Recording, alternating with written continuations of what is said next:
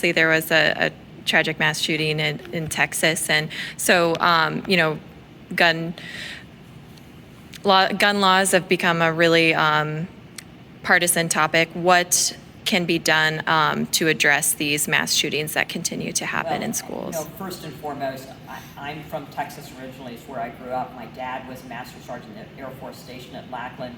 Uvalde is very close to where we live. My heart goes out to the entire community, to those parents who lost children tragically and sending them to school. And there are things that we can do for, number one, safety in schools. When my children were in high school, there was one entrance into the school. You had to sign in. You could exit from any exit, so you could get out if there was, a fire alarm or some other emergency within the school. But you entered in through one place, and it was, it was monitored.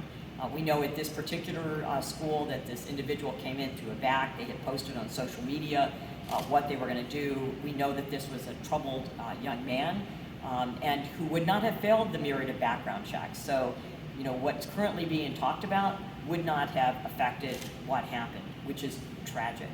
So we need to continue to work to have mental health services, to have the ability for people to notify law enforcement or notify mental health counselors if they see a troubled youth, and then to secure our schools.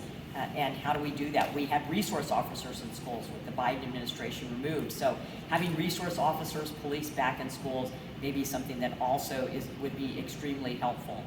So I think there's a variety of things that we can do that we need to look at. But first and foremost, we have to help this community to heal. Would you support any kind of legislation related to changing the nation's gun laws, universal background checks? Upon what legislation is put forward and whether or not it's actually going to have any effect. We know that what's being talked about right now would have no effect on this individual having gotten a weapon. We also know, if you look at other mass shootings, that many of the weapons are done by handguns, and that would have, what I've heard talked about, would have no effect. Most of these crimes are not committed by legal gun-owning citizens, so you want to protect people's Second Amendment rights, but you also want to be able to protect these children. And what policies that we can put in place that actually will have an effect. You can have policies that have no effect, that do not alter the landscape, but they make us feel good that we passed something. From Joe Public's perspective, and a lot of people have been asking us, how many of these mass shootings do we have to have before we have no more? I mean, I've been in the business since Columbine, and it's this one, that one, this one, here, there. When is enough where? I think you have to look at the culture that exists, and that includes social media, it includes troubled youth, it includes parents or family members or friends knowing an individual is troubled, not alerting law enforcement or a school system to someone that's troubled. It is a far more complex issue than simply creating a law. Would you then have, we've seen stabbings, we've had people do Molotov cocktails.